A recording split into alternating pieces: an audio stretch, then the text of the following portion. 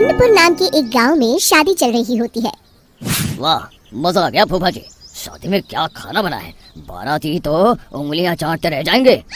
हाँ, तुमने सही कहा, पनीर की सब्जी का तो कोई जवाब ही नहीं। दूसरी तरफ पंडित जी फेरों की तैयारी कर रहे होते हैं कि तभी वहाँ एक चुड़ैल आ जाती है।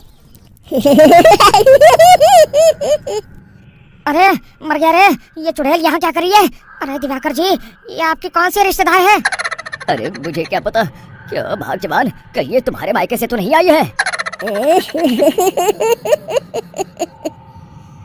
तुम लोगों की इस गांव में बारात लाने की हिम्मत कैसे हुई? मेरे रहते इस गांव में किसी की शादी नहीं हो सकती।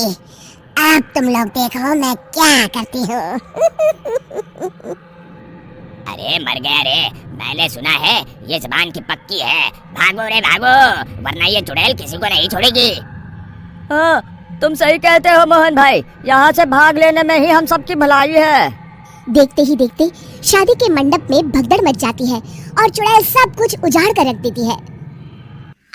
फिर एक दिन मोहन की शादी तय हो जाती है। अरे भाई, अगले हफ्ते मेरी शादी तय हो गई है, लेकिन इस चुड़ैल की दहशत के मारे तो मेरे हाथ पैर कांप रहे हैं। अरे मोहन, तुम्हारा दिमाग तो खराब नहीं हो गया? तुम अपने साथ साथ हम सब गांव वालों को भी बलि का बकरा बनाना चाहते हो? उस चुड़ैल के रहते तुमने अपनी शादी के बारे में सोच भी कैसे लिया? देखो गोपाल, डर तो मुझे भी लग रहा है, लेकिन उस चुड़ैल के डर से मैं जिंदगी भर कुंवारा तो नहीं रह सकता। तभी वहाँ मोहन के होने वाले ससुर आ जाते हैं। अरे ससुर जी, आप?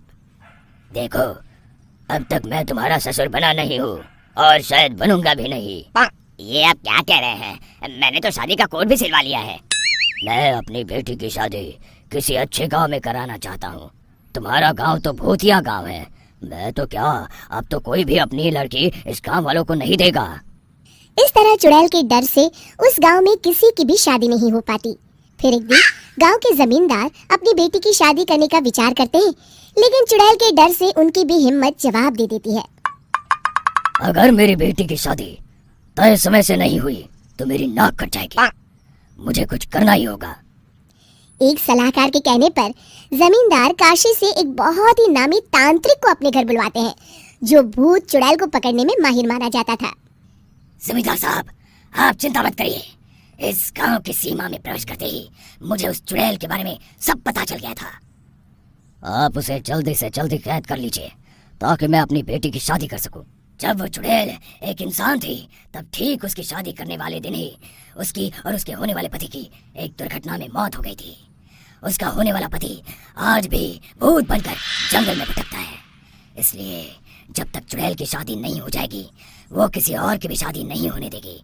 ये आप क्या कह रहे हैं? अगर वो भूत भी हमारे गांव में आ गया तब हमारा क्या होगा? ये आदमी बीच में बहुत बोलता है, इसे बाहर निकालो। उसके बाद तांत्रिक बताते हैं कि अगर उस भूत के साथ चुड़ैल की शादी करा दी जाए तो वो चुड़ैल हमेशा हमेशा के लिए उस गांव को छोड़कर चली जाएगी। जमींदार साहब, आप अपनी बेटी की शादी की तैयारी शुरू कर दीजिए।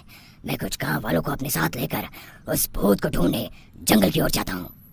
इस तरह जमींदार निश्चित होकर अपनी बेटी की शादी करवाने लगते हैं, लेकिन तभी वहाँ चुड़ैल आ जाती है। मैंने तुम गांव वालों को समझाया था ना कि इस गांव में कभी कोई शादी नहीं करेगा। लगता है तुम लोग मुझे हल्के में ले रहे हो। चुड़ैल जमींदार की बेटी को उठा लेती है। अब देखती हूँ बिना दुल्हन के तुम लोग शादी कैसे करोगे। मैं इसे अपने साथ ले जा रही हूँ। छोड़ मुझे, पिताजी मुझे बचाइए। अरे कोई मेरी बेटी को बचाओ। तभी तांत्रिक उस भूत को लेकर वहाँ पहुँचता है। अरे भाग्यवान, रुको, इन मासूमों को परेशान मत करो, मैं आ गया हूँ। अब तुम मेरे साथ चलो। चुड़ैल बहुत खुश हो जाती है। आप आ गए, चलिए अब हम मंदिर में चलकर शादी कर लेते हैं। अरे अरे अरे अरे, ये क्या कह रही हो? मंदिर में जाके दोबारा मरना है क्या? चलो, आज से हम जंगल में रहेंगे। चुड़ैल चली गई, अब मेरी शादी हो जाएगी। इस तरह सभी गांव वाले खुशी से झूमने लगते हैं।